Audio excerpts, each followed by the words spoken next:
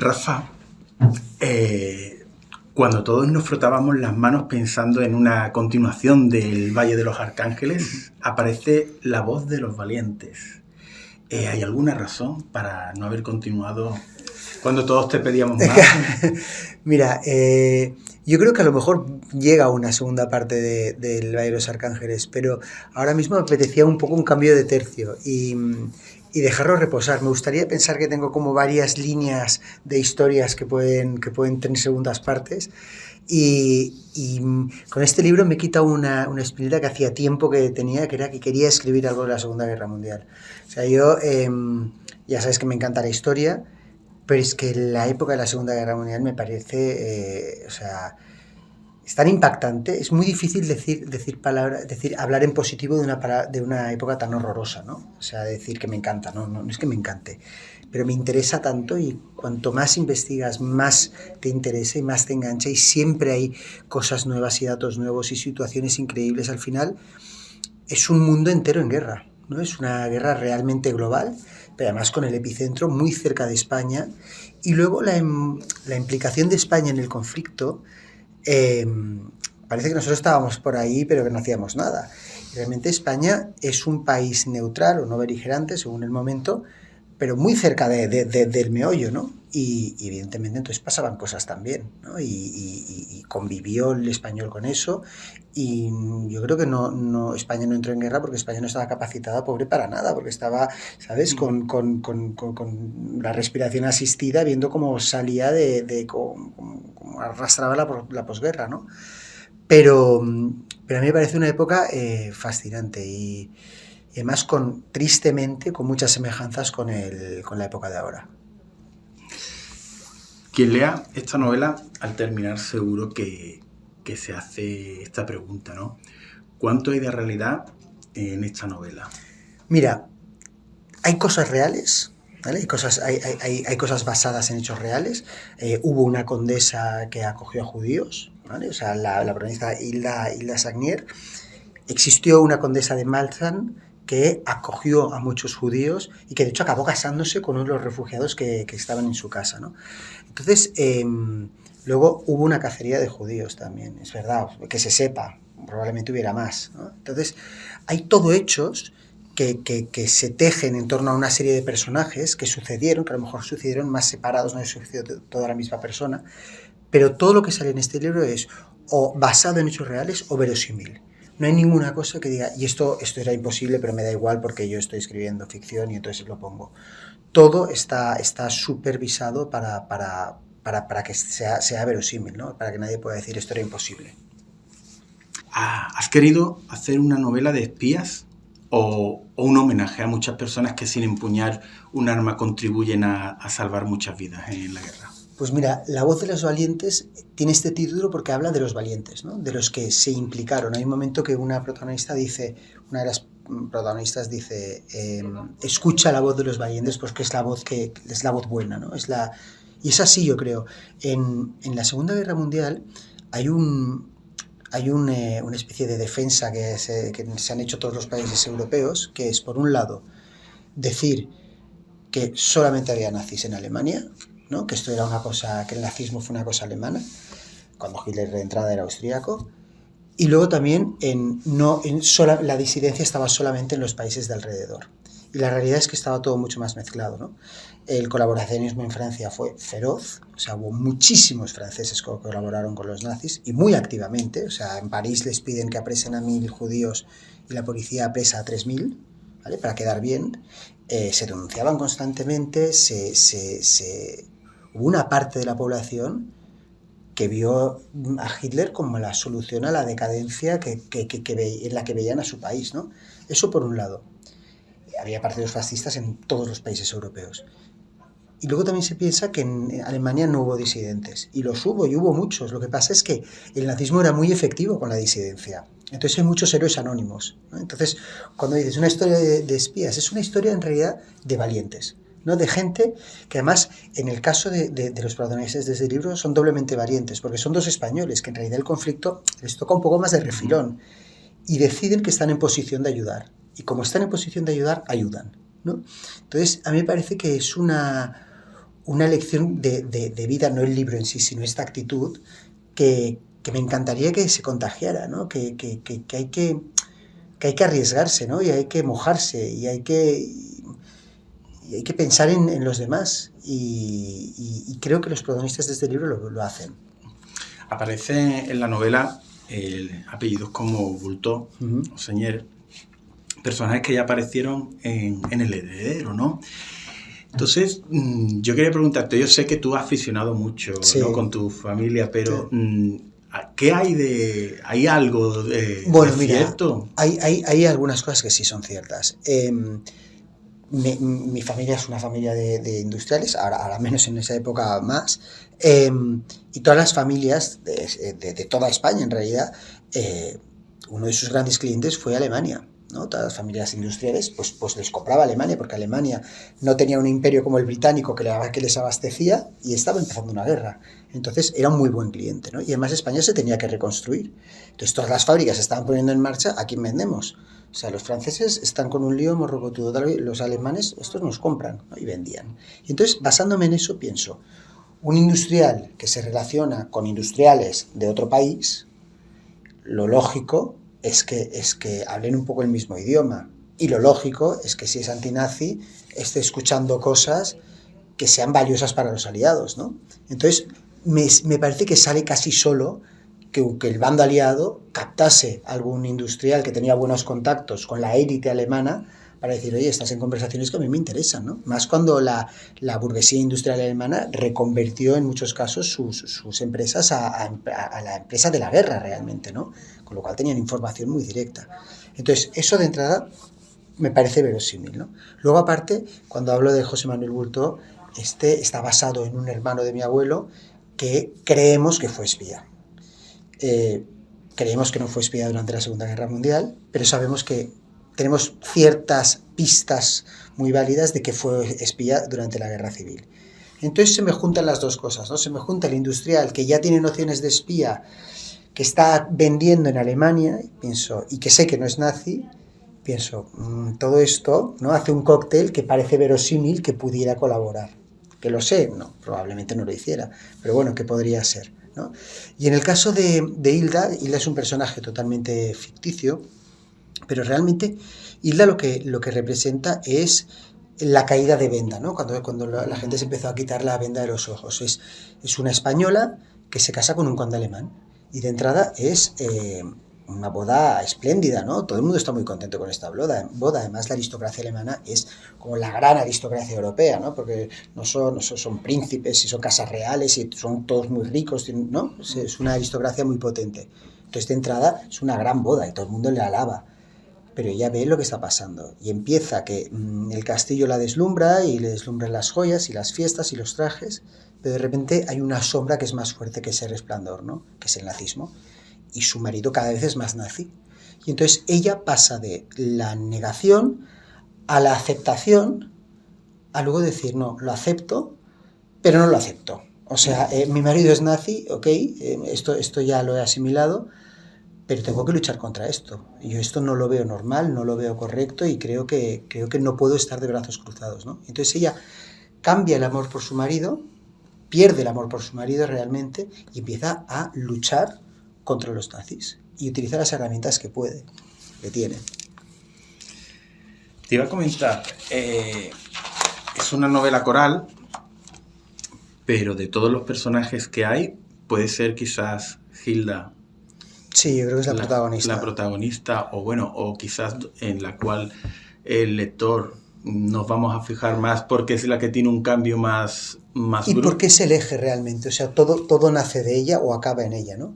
La ruta de escape empieza en su castillo, pero entonces ella pide la colaboración de sus primos en Barcelona porque tiene una casa pegada a la frontera con Francia, entonces piensa que es una muy buena manera de tener un fin del trayecto de esta ruta.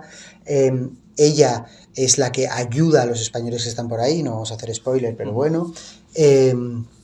Ella misma también es la que personifica este cambio, ¿no? Y la que explica el entorno en el que está, y al principio te das cuenta que ningún alemán pensaba que fueran a perder la guerra, todos estaban convencidos de que iban a ganar, y están en fiestas, y y no le dan mucha importancia a que de repente ya haya caído alguna bomba en Berlín, ¿no? Ni que tengan que tener las ventanas tapadas en una fiesta. Dicen, ¡ay, qué pesados! Está todo oscuro. ¿Por qué? ¿Por qué no se puede ver por fuera?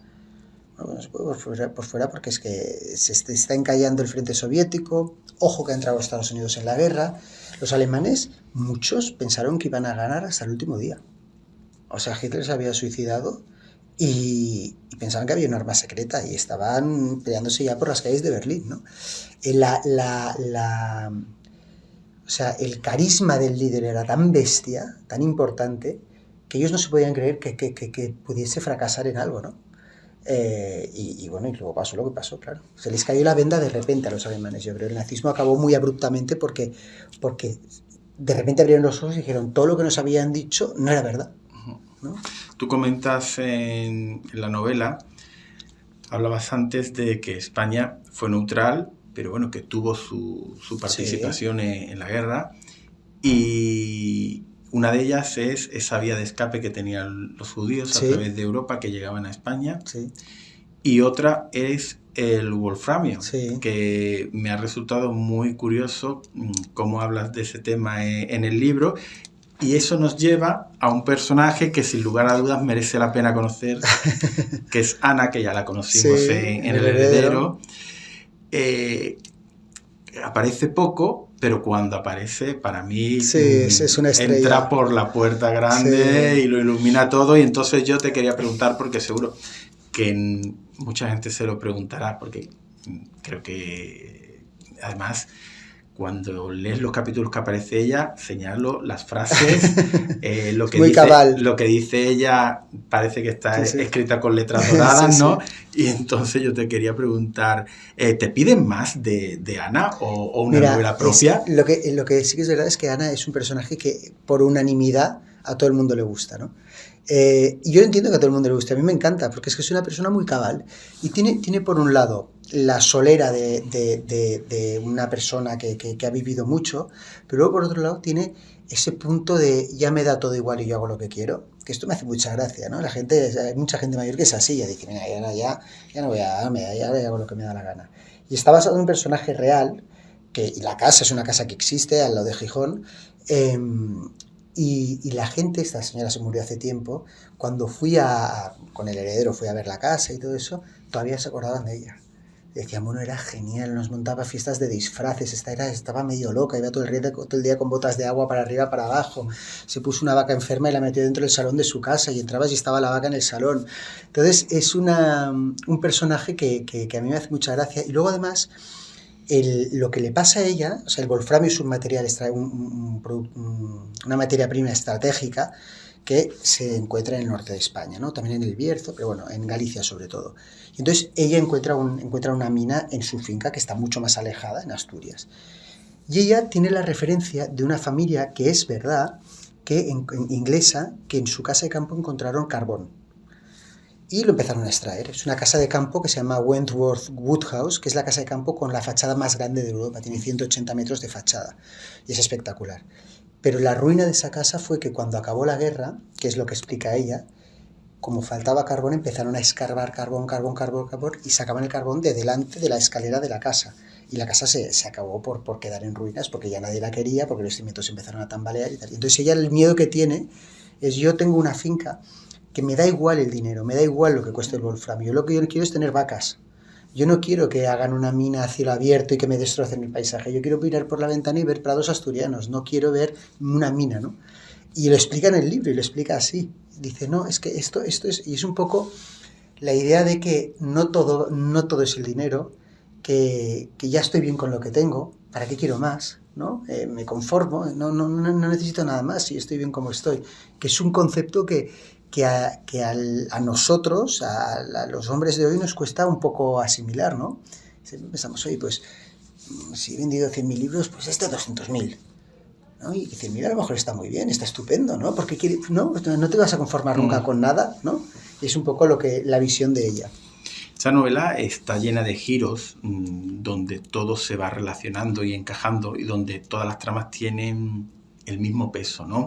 Una de las cosas que me gustaba de esta novela es que además, cuando estás leyendo, y estás disfrutando con el presente, ya tienes la cabeza pensando en qué es lo que va a pasar, porque lo que está ocurriendo en ese momento va a tener unas consecuencias Claro.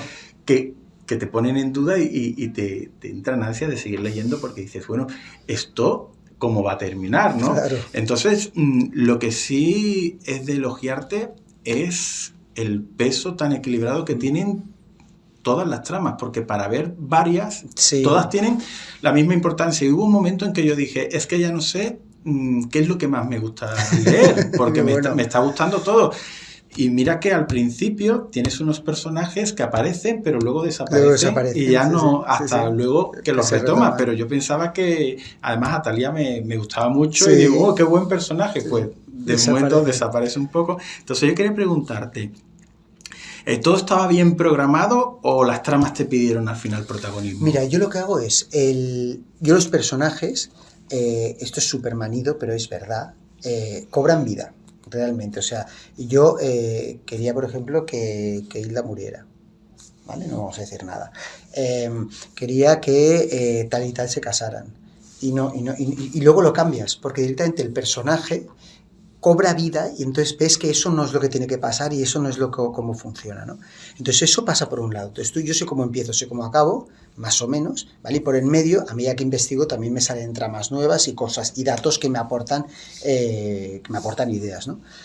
Pero sí que es verdad que respecto al peso de las tramas, eso es lo único que sí que hago un poco más, si quieres, más racionalmente.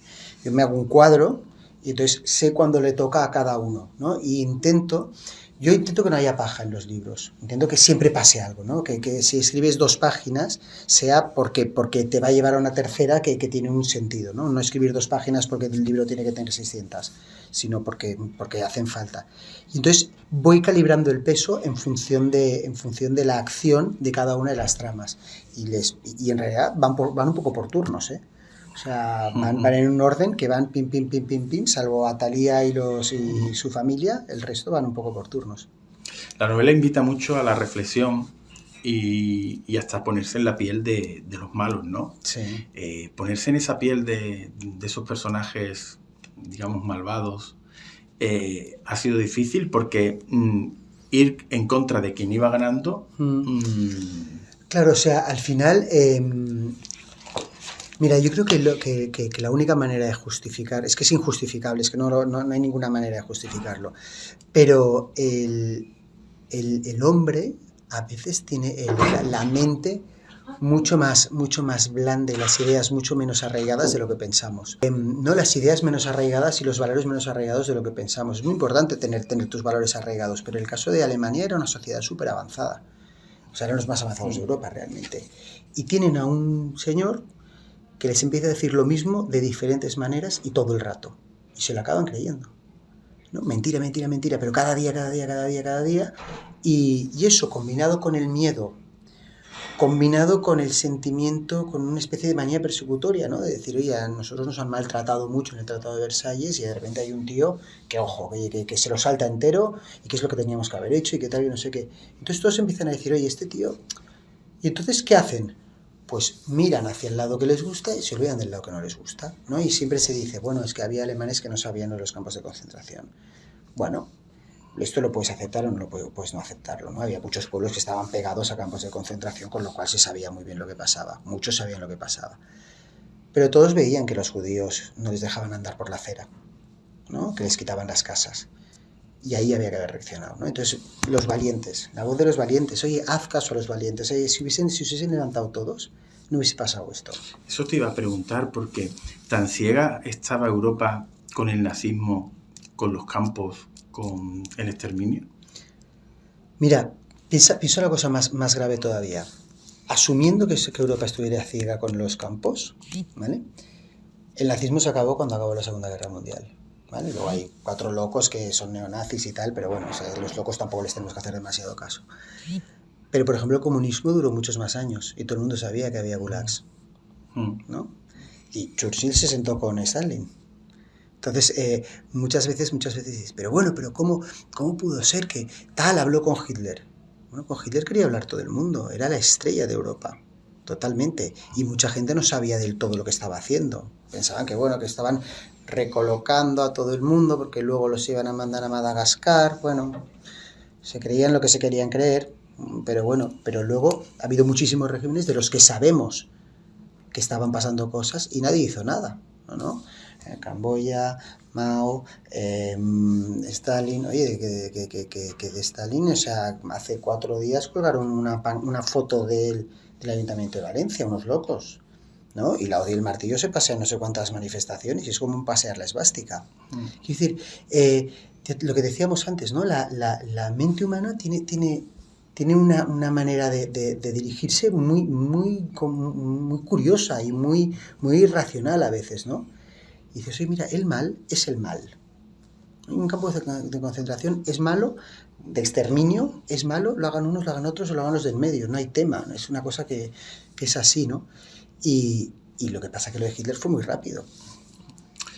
Sí, es verdad que esta novela es pura aventura, pura acción, es una novela de espionaje puro y duro, porque se disfruta del espionaje. Sí. Digamos que suda espionaje esta novela. Y luego también aparecen, una de las cosas que a mí me ha gustado mucho, es que aparecen muchas curiosidades y muchos detalles, ¿no? Datos curiosos, como no lo sabía, que se firmó, el final de la Primera Guerra Mundial se firmó en un tren, Sí. Y cuando Hitler venció en Francia, sacó ese tren. Ese mismo tren. Y para firmar la capitulación de Francia, eso lo cuentas tú en tu libro. Sí, lo vuelve a poner donde estaba y les vuelve a meter en el mismo sitio. Hablas de, bueno, nos trasladas a Noruega, porque ahí ocurren cosas que también no ocurrieron de verdad. Sí, claro. Y entonces, todas estas rutas de escape judío, todas estas cosas también ocurrieron de verdad. Hay personajes que existieron. Entonces yo quería preguntarte, tanto dato curioso e interesante, ¿qué te ha sorprendido más o qué has descubierto? Bueno, mira, yo creo que al final el escribir sobre un tema histórico, cada paso es un pequeño descubrimiento, ¿no? Hay muchísimas cosas que son impresionantes. Y por ejemplo, una de las que me sorprendió a mí, hablando de las rutas de escape, fue la colaboración de la Iglesia en estas rutas de escape, ¿no? Cómo la Iglesia española del Pirineo se involucró con la Iglesia francesa para pasar a gente, ¿no? El Tratado de los Pirineos hizo una frontera con Francia muy irregular en la zona de la Cerdaña. De hecho, hay un pueblo que es español, que está en medio de Francia, que se llama Llivia, y los curas de, claro, las congregaciones mucho más antiguas que el Tratado del Pirineo, de los Pirineos, tenían el monasterio en Francia y de repente el cementerio en España, o al revés, o casas, que el salón partido por la mitad era Francia y la mitad era España. Entonces, de esto se sirvieron los curas para empezar a pasar a gente. Y qué bonito también que los curas españoles en ningún momento se pusieron la medalla, porque como en el fondo vivían en un país con un régimen en teoría más afín a los nazis, ellos mismos no lo quisieron reconocer y mientras tanto ayudaban, ¿no? Y esto se entera la gente porque el cura de Francia, cuando llama Franco muere, lo explica todo y dice, todos estos señores de estos pueblos de la Cerdaña española, toda esta gente nos ayudó. Toda esta gente hicieron procesiones que en los ataúdes llevaban a fugitivos, vistieron a la gente de cura, los subían en sus furgonetillas y los llevaban corriendo a Barcelona, ¿no? Entonces, me gusta mucho pensar que estas cosas surgen espontáneamente y que hay gente que quiere ayudar a otra gente, ¿no? Y que hay gente buena. En los momentos de oscuridad también es cuando más brilla una luz, ¿no? Es cuando de repente dices, oye, qué maravilla, oye, tú te has enfrentado a todo esto, tú eres un valiente, tú lo hiciste muy bien, ¿no? Me parece muy bonito y en cierta manera me da un poco de pena pensar que es todo gente, hubo muchísimos, gente anónima que ayudó, de la que nunca sabremos nada, ¿no? A mí, ahí, para terminar ya, te reconozco que hubo un momento en el cual se me pusieron los pelos de punta, la piel de gallina, y casi me arranca una lágrima cuando Augusto está en un cobertizo, sí, y habla con alguien, le dice que viene de Mauthausen, sí, y le dice, no te preocupes, que a partir de ahora no vas a estar solo, ¿no? Sí. Y esa para Claro, mí, claro, para mí sí. es una escena que dice mucho lo que tú estás comentando, ¿no? Esa gente valiente Sí. que se arriesgó por salvar a los demás. Sí, es esto, es que además cuando no tienes nada, que de repente alguien te dé su apoyo, ¿no? O sea, es muy bonito y además cuando gente desconocida, ¿no? Que no te conoce de nada, de repente es que te ven que estás mal y, oye, ¿te puedo ayudar? ¿Estás bien? Pues es muy bonito, porque de la gente que te quiere se supone que te van a ayudar siempre, ¿no? Pero la gente que te acaba de conocer, oye, pues no te preocupes, oye, ahora ya estás aquí, ya no vas a estar más solo. Y, ostras, pues mira, pues qué gusto, qué alivio, ¿no? Ya no voy a estar más solo, qué bien, qué bonito, ¿no?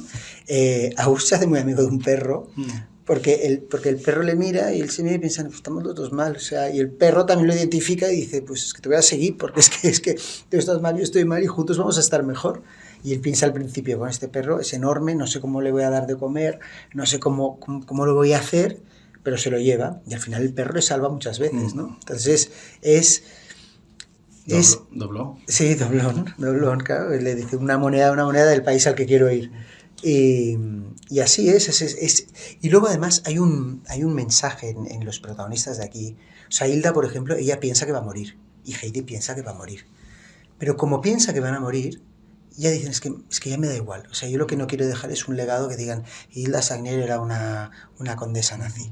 No, yo quiero que si un día alguien habla de mí, digan, no, la llevaron a un campo de concentración y murió en un campo de concentración porque es que pasaron por su castillo 200 refugiados que escaparon a España gracias a ella. Entonces ella cuando realmente da un golpe en la mesa y dice, ya, ahora ya no tengo miedo, es cuando dice, no, a ver, después de morirme seguro. Con lo cual, como esto ya es seguro, ahora vamos a empezar a trabajar, ¿no? Esto ya lo aparto y luego pasa lo que pasa. Pero que es bonito, ¿no? Parece que está muy bien. La verdad es que una de las cosas grandes que tiene la novela es que todo protagonista puede actuar de una manera o de otra, pero tiene también alguien a su lado que le echa el freno, ¿no? Sí, porque Hilda tiene a Bruno, Inés tiene a Pablo. Exacto. Digamos que Heidi actuó de una manera hasta que llegó José Manuel y le dio un poco de calor, de luz. Entonces, eso me ha gustado mucho en la novela. Heidi lo que dice ella es que está enamorada, pero que al final es más fuerte lo que ella siente que tiene que hacer que el amor, ¿no? Y es bonito, eso también es una generosidad increíble. Pero es esto, o sea, cuando te arriesgarse, es eso, es poner cosas en juego, es decir, voy a hacer esto porque voy a perder esto otro, ¿no? Eso es arriesgarse, si no tienes nada a perder, no es riesgo, ya es una cosa que tiene menos importancia. Y cuando Heidi dice, oye, escucha la voz de los valientes, es eso, escucha la voz de los que se arriesgan, de los que van a dar la cara por ti, ¿sabes? Porque los demás no te valen para nada. Los que valen es los que se mojan. Pues ya te habías convertido con el anterior libro en un autor que yo te puedo asegurar, de los que yo pienso que estoy esperando que saques el siguiente. Y esperando que me hagas una entrevista del siguiente también, ¿eh? Sí. O sea,